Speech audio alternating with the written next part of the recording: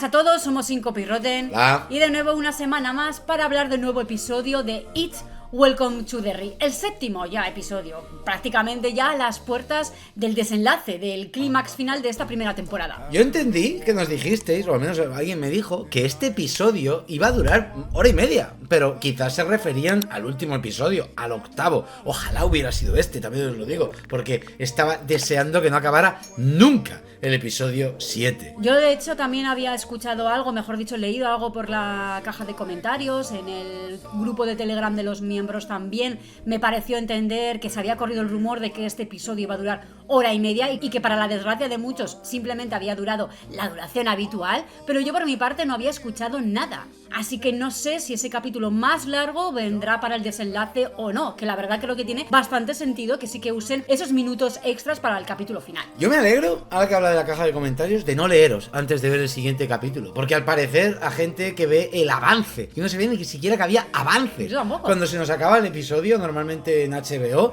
se nos carga la peli de It. Por algún motivo HBO dice, estás viendo la serie de It, pues te voy a poner la película de It, pero no te pone ningún avance. Por eso me ha sorprendido que haya gente que sí, que ve avances y se spoilea pues medio episodio que va a venir después. En este caso hablo de un personaje muy importante que ha sido quizás el momento más doloroso de este episodio 7, que ha sido la muerte de Rich. Una muerte que, como dice Rotten, ya se vaticinó un poco en comentarios, y a mí eso me parece muy bien, comentarios de teorías, donde el episodio anterior, el sexto, daba a entender que probablemente a Rich le podía pasar algo porque había tenido pues un momento muy feliz, muy épico, incluso un poco fantasioso y surrealista para muchos, y eso fue interpretado como una pista de que quizás le pasaba algo a Rich o simplemente temían por su seguridad. En ese mismo comentario hubo una persona que confirmó que ya se sabía que Richie moría en el capítulo siguiente. Algo pues que nos enfadó a bastantes lectores de los comentarios porque nos sentimos pues spoileados. Por mucho que sea un avance de lo que va a ocurrir en el siguiente episodio,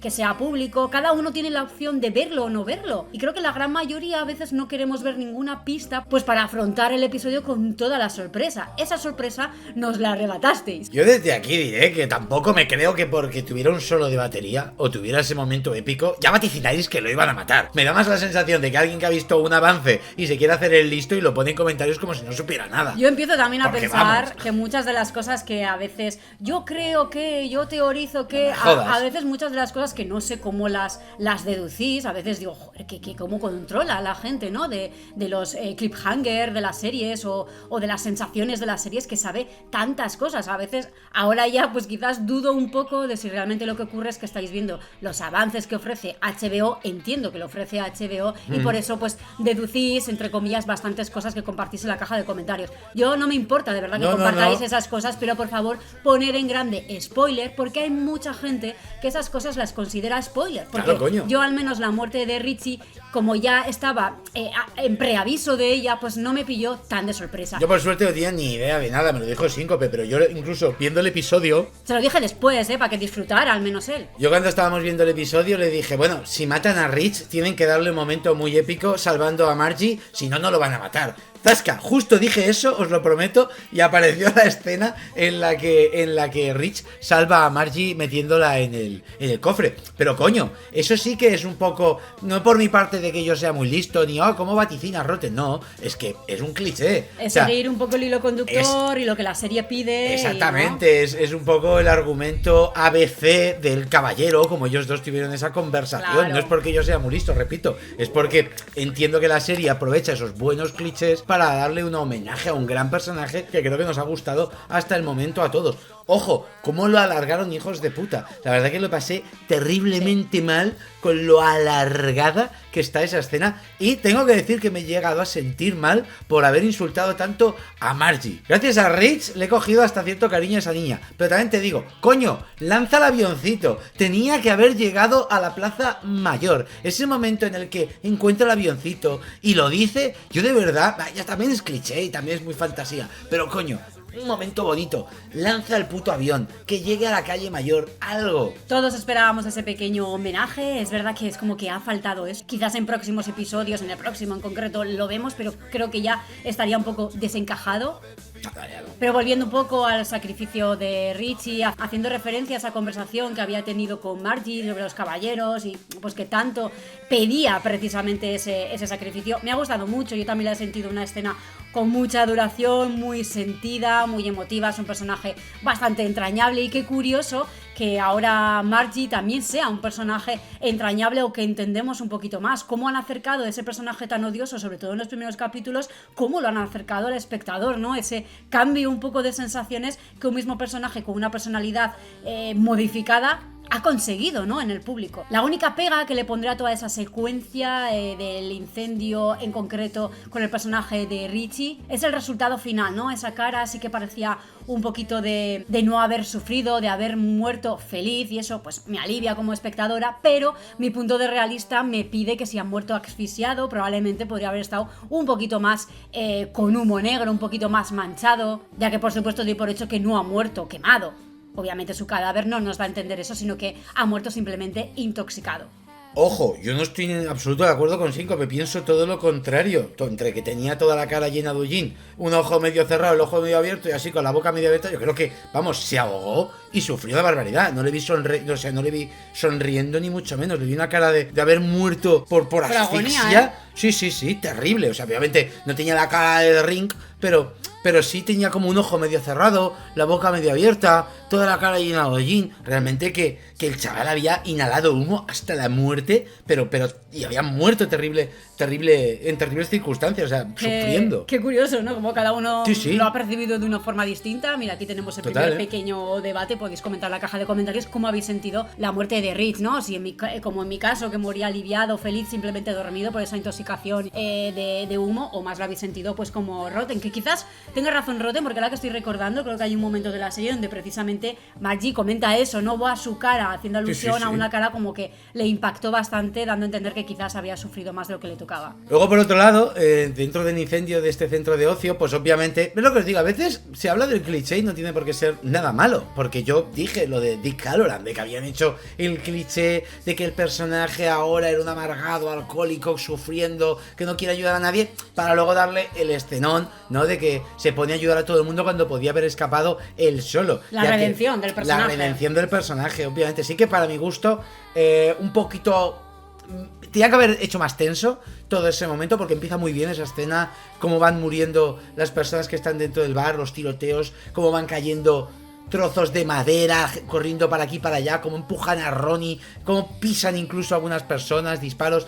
Pero es verdad que el momento de Dick Hallorann se me hace un poco extraño. Me faltaba gente, ya sé que había muerto muchos, pero se me hizo poco tenso el momento de Dick Hallorann de cómo tiene que sacar a la gente allí, porque quedaba como muy claro, ¿no?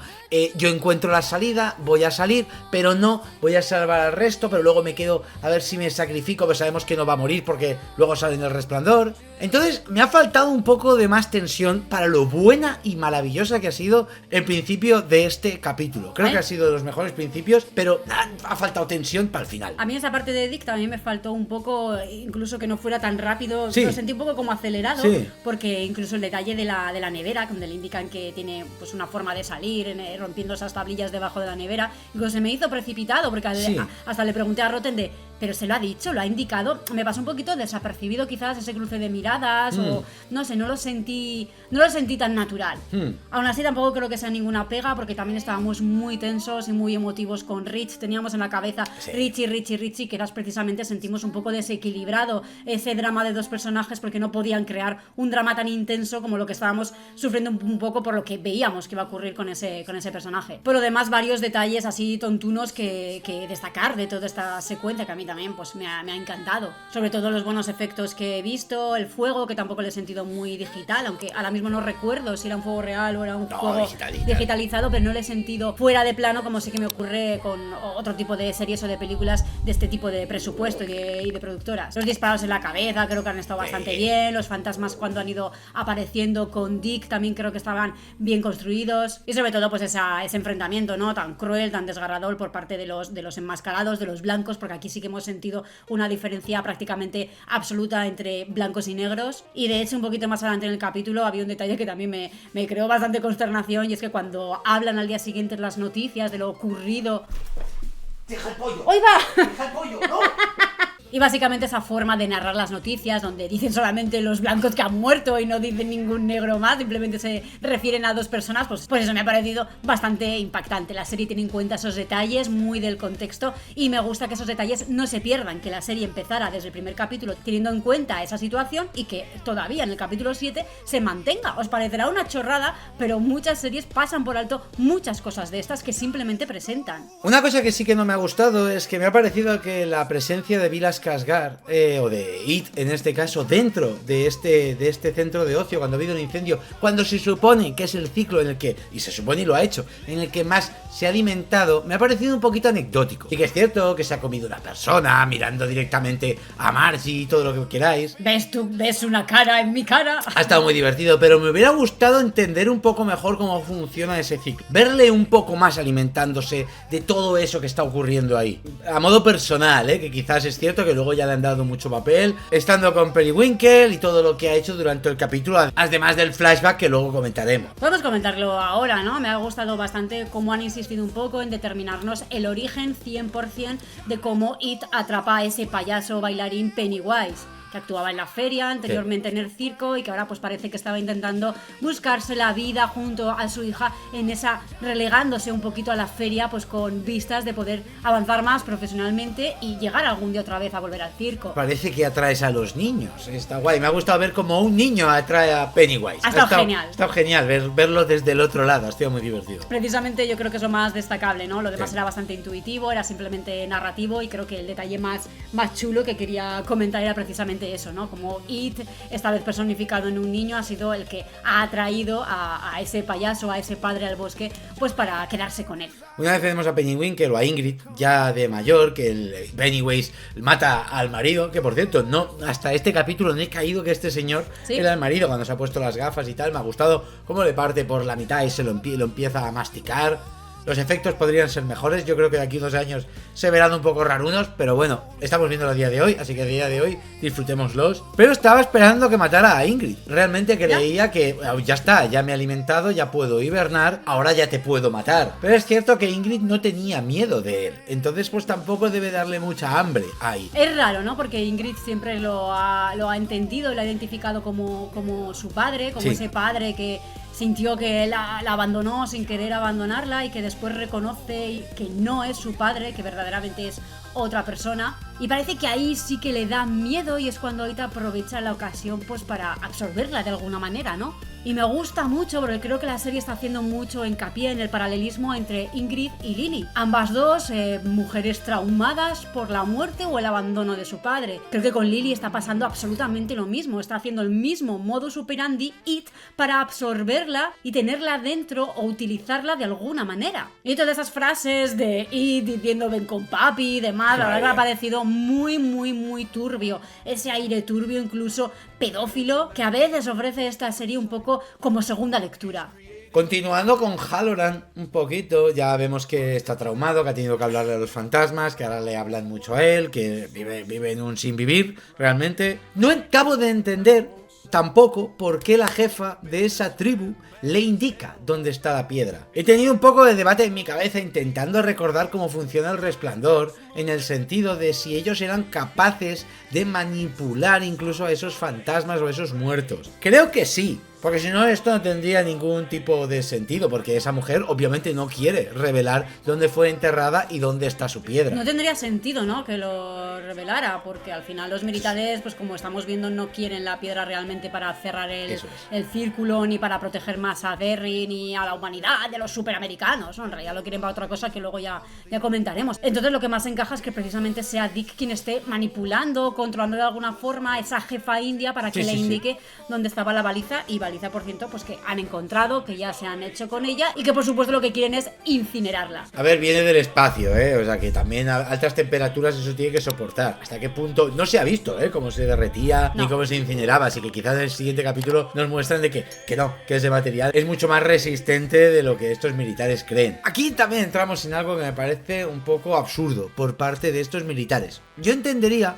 que quisieran reducir el espacio en el que It se encuentra para tenerlo atrapado y utilizarlo a su conveniencia. Quiero decir, como un arma biológica, coger esas piedras, moverlas a su antojo y poner a It en el lugar que a ellos les interese para crear miedo, tanto en la sociedad como en países enemigos, como donde les dé la gana. Parece que todo al principio dieron a entender que se iba a centrar en esa famosa guerra nuclear y en esa batalla, ¿no? Guerra Fría, era algo más un conflicto bélico, conflicto entre países, que no lo que parece que nos han revelado ahora, que es algo bastante más personal. Es absurdo, o sea, es muy tonto el discurso, es absurdísimo. O sea, vamos a soltarlo para que la sociedad tenga miedo, porque cuando la sociedad tiene miedo, después de una catástrofe se relaja. A ver, no me vengas con esas. No hay disturbios cuando la gente tiene miedo. No es que la gente tenga miedo, es que la gente está afectada, está consternada, está, ¿no?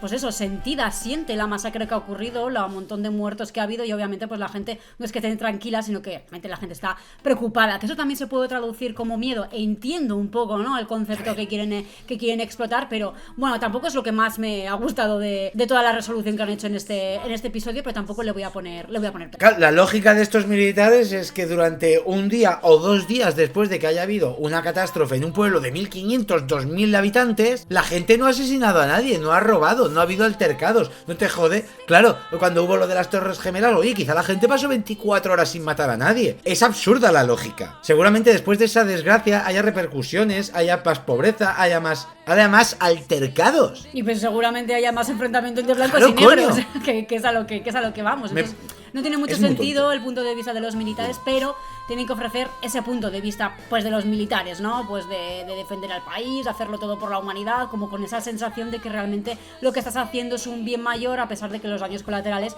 pues no te importan. Te voy a decir que entiendo el punto de la serie, porque me ha recordado a un documental de Michael Moore, donde él precisamente explicaba que la historia de Estados Unidos está basada en el miedo al pueblo. Siempre se les crea miedo y de ahí tienes un control poblacional. La famosa obediencia, ¿no?, que también sale en conversación cuando Hondo se enfrenta a sus superiores. Pero aún así, tener a un ser supremo como es It para este menester me parece una tontería, sinceramente. A mí me parece estar desaprovechado, pero bueno, venga, vamos a aceptar Pulpo como animal acuático, ¿no? Vamos a aceptar que al final... Animal acuático es. Sí, qué tontería. Bueno, como ya sé que lo vas a poner, no lo voy a correr. Pero bueno, vamos a aceptar pues que al final It va a ser un ser utilizado como bien social. Sí.